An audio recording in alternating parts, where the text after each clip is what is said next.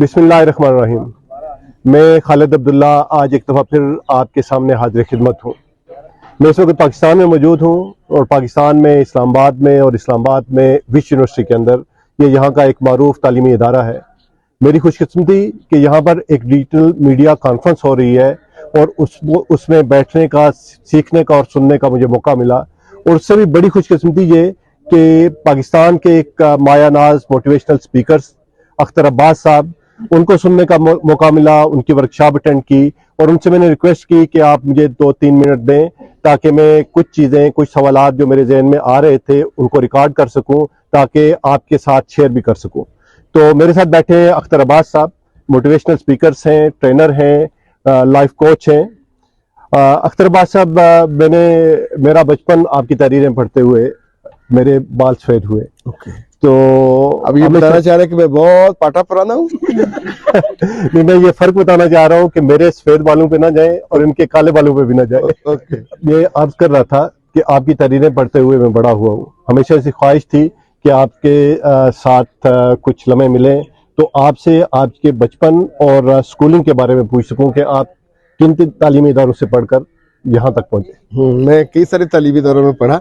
मेरे वालिद साहब चूंकि एजुकेशन में थे तो जहाँ उनका फिर ट्रांसफर होता था मजे में साथ ही स्कूल में चले जाते थे। बावलपुर गए, हारूनाबाद, चिश्तियाँ। जो मेरा आखिरी स्कूल था वो गांव का स्कूल था, 132 सिक्सर था। वहाँ से मैंने मैट्रिक किया और मैं अच्छा शरारती बच्चा था, ज़िले में फर्स्ट आया था। और स्टूडेंट फेडरेशन हमने 9वीं में बना ली थी जिसमें बाकायदा उसका इजलास होता था और जो उसका सेक्रेटरी था वो मैं खुद था। तो सारे इख्तियार सेक्रेटरी के पास ही थे, सदर के पास भी कोई इख्तियार नहीं था। और जो मेरा दोस्त उसका हिस्सा बनता था हम एक नया ओहदा क्रिएट कर देते थे। मुझे याद है एक आखिरी जो दोस्त उसमें आया तो हमारे पास ओहदा खत्म हो गए थे, तो उसके लिए फिर देखो ना, सेक्रेटरी मालियात होता है, नायब सदर हुआ, असिस्टेंट सेक्रेटरी हुआ, तो उसके लिए हमने फिर सेक्रेटरी ज़ियाफत का एक ओहदा क्रिएट किया। अच्छा। तो उसका बाकायदा आइन था और 9-10 रसाले जो मेरे वालिद साहब ने मुझे बच्चों के लगवा के दिए थे। तो उसका दूसरा मैंने देखा, उस उम्र में मेरे वालिद मोहतरम ने मुझे 2 दफ़ा लाहौर भेजा स्काउट। और स्काउटिंग में आपको पता, खाना, कपड़े, आप एक चीज़ का खुद ख्याल रखना होता है। और हम स्टेशन से वाल्टन जा रहे थे तो पीछे सामान के ऊपर मैं बैठा हुआ था। अब जाहिर उस वक्त तो माँ बाप साथ नहीं। आप जब स्कूल के अंदर थे तो अंजुमन साजी के साथ आपका लगाव था, तो आप बल्कि उसको कंट्रोल तक करते रहे। तो ये सफर बाद में भी जारी रहा स्कूल और कॉलेज के अंदर, कॉलेज यूनिवर्सिटी के अंदर? हाँ जी, बिल्कुल जारी रहा। जब कॉलेज पहुंचा तो मेरे वालिद साहब ने मुझे नसीहत की कि पॉलिटिक्स में नहीं जाना। अच्छा, मुझे क्या पता पॉलिटिक्स क्या होती है, हमने तो जो देखी थी वो बेजरर सी थी। तो शाइनिंग भी था, शरारती भी था। तो मैं जमीयत वालों के हथे चढ़ गया और इन्होंने मुझे कॉलेज का इलेक्शन लड़ा दिया, मैं जीत गया। ये किस कॉलेज की बात कर रहे हैं? SC college Bahawalpur. हाँ जी, ये वो कॉलेज है जो 100 साल पुराना है। अहमद बिन कासिम साहब भी वहाँ पढ़े, वो भी फूल के एडिटर बने, मैं भी उनके बाद उस रसाले का एडिटर बना। अच्छा, वही मैंने फिर तय किया कि मैं आइंदा इलेक्शन नहीं लड़ूंगा। और मुझे आपकी इतनी लर्निंग होगी? इतनी लर्निंग हुई, मैंने सोचा कि मैं इस काम के लिए नहीं बना हुआ।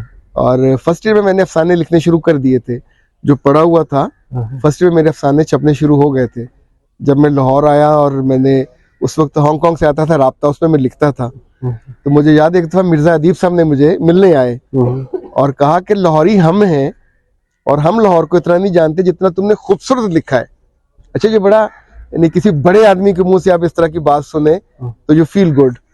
लाहौर में आके फिर पाकिस्तान के हर बड़े आदमी से मेरी दोस्ती हुई, इशफाक साहब, बानो आपा, मुख्तार मसूद साहब से लेके शामी साहब और डॉक्टर अनवर सदीद, जमीला हाशमी, जितने बड़े नाम राइटर्स थे। बच्चों के करियर मेरा फिरोजपुर में आगाज हुआ। मेरे आसपास जो थे वो बहुत पढ़ने लिखने वाले थे, यानी मुझे मेरी शरारत से कॉलेज वालों ने हॉस्टल से रात को 11 बजे निकाल दिया। मुझे इन लोगों ने बचाया और अपने कमरे में ले गए। बाद में भी अच्छा, कहीं कहीं प्रेशर होता है, कहीं गुंडे आप पे हमला करें तो जाहिर है आपको अपनी जान तो नहीं देनी चाहिए, आगे मुकाबला करना चाहिए। फिर बाद में जमीयत वालों ने तय कर लिया कि लड़ाइयाँ नहीं करनी, ना किसी को करने देनी है। तो अभी पिछले 10-20 साल से लड़ाइयाँ नहीं होती। तो मेरी हमेशा से ये राय रही है कि Jamiat has the power to control and even to shape the society. कभी सोचा भी नहीं था कि पाकिस्तान के बड़े राइटर्स में से शुमार हूँ, पाकिस्तान का सबसे बड़ा अवार्ड मुझे मिले, यानी माशाल्लाह कुछ 7 लाख किताबों की इशाअत हो जाए। पंजाब की कोई लाइब्रेरी ऐसी नहीं है कुछ 40,000 किताबें मेरी तो गवर्नमेंट ऑफ पंजाब ने छापी पहुंचाई, 5 लाख किताबें मेरी गवर्नमेंट ऑफ कश्मीर ने छापी और अपने तकरीबन हर बच्चे को दी। आपके अंदर पोटेंशियल होना चाहिए और आपका मैसेज इतना तगड़ा होना चाहिए कि देखिए, अच्छा खाना हो, अच्छी बिरयानी तो आप खाते हो ना जी, खुशबू अलग आती है, पेट भर के खाते। तो ऐसे कोई राइटर हो और उसके पास अपने आइडियाज ना हो, वो क्रिएटिव ना हो, कंस्ट्रक्टिव ना हो, नो वे। राइटर को अपनी चीज सोचनी चाहिए, देनी चाहिए और सोसाइटी को थोड़ा रीशेप करने का। मैंने ये कभी नहीं सोचा कि पूरी सोसाइटी बदल जाए, खाए खसमानू, जिन्नी बंदा कर सकता है वो करना चाहिए, उसके लिए एफर्ट डालनी। सब आपने बच्चों के अदब के लिए बहुत ज़्यादा काम किया, फिर आपकी पेरेंटिंग के ऊपर बहुत ज़्यादा एफर्ट्स हैं और बहुत सारी वर्कशॉप्स और इस वाले से बहुत सारी रहनुमाई मौजूद है। आज जिस दौर के अंदर हम जी रहे हैं वो दौर मीडिया का है, सोशल मीडिया का है और इतनी बम्बारमेंट है कि बच्चा कंफ्यूज है और कंफ्यूजन से भी बढ़कर वो मोबाइल नहीं हाथ से छोड़ता। वो माँ से बाहर भी खा लेगा, वालिदैन की झिड़कें भी सह लेगा, लेकिन मोबाइल को और टीवी का पीछा नहीं छोड़ता। तो ऐसे में पेरेंट्स बहुत ज़्यादा जंजला जाते हैं। वो कैसे इस चीज़ को हैंडल कर सकते हैं, इस सिचुएशन को? अब हर ऐद का अपना मेवा होता है। अमरूद पे अमरूद लगना है, आम पे आम लगना है, अनार पे अनार लगना है। जो 2023 में पैदा होगा वो 2023 का बच्चा है। ये जनरेशन जी से आगे चले गए हैं। हर 10 साल बाद पूरी जनरेशन बदल जाती है। उनका टेस्ट अलग होगा, उनका फ्यूचर अलग होगा, उनकी एबिलिटी, इवन उनका माइंडसेट अलग होगा। अब इस शहर में बच्चा फोन नहीं देखेगा तो क्या देखेगा, किताब वो नहीं पढ़ेगा। अभी फोन में हमारा ख्याल है वो फिल्में देखता है, बच्चे फिल्में नहीं देखते, बच्चे ड्रामे भी नहीं देखते, बच्चे अपने कोर्स की चीजें भी मिल जाती हैं, लेक्चर्स भी मिल जाते हैं।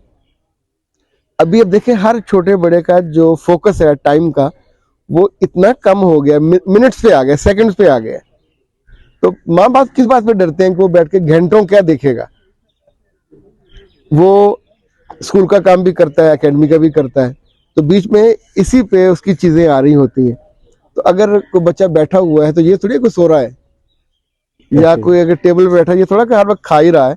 जब ये देख रहा है तो बी पॉजिटिव, वो अपने कोर्स की चीजें भी पढ़ सकता है, वो किताब, नोट्स जो कॉलेजेस से, स्कूलों से आ रहे। अभी तो कोविड के बाद तो बिल्कुल सब कुछ बदल गया ना, ऑनलाइन सारी चीजें अवेलेबल है, टीचर अवेलेबल नहीं है, लेक्चर तो अवेलेबल है।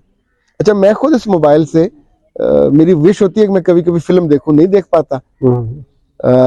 मेरी विश होती है कि मैं कोरिया के सीरियल देखूं, नहीं देख पाता, क्योंकि टाइम ही नहीं मिल पाता। देखिए, ये तो वो जनरेशन है जो 2023 की है जिसका आप जिक्र कर रहे हैं, लेकिन एक जनरेशन है जो आज से 2 दहाइयां पहले की है और जिनके वालिदैन बूढ़े हो चुके हैं। अक्सर देखने में ये आया है कि बच्चों के पास बड़ों के लिए टाइम नहीं होता और घरों के अंदर बूढ़े वालिदैन बैठे सिर्फ इंतजार ही करते रहते हैं कोई उनसे बात करे।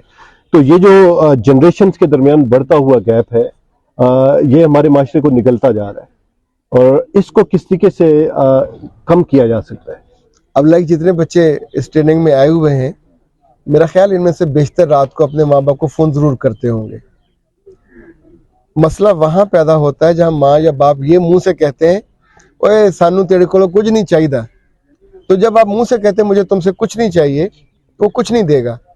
मुझे अपने बच्चों से मोहब्बत चाहिए, मुझे अपने बच्चों से दुआ चाहिए, मुझे अपने बच्चों से मरने के बाद सदका जारिया चाहिए, मुझे अपने बच्चों से खिदमत भी करवानी है।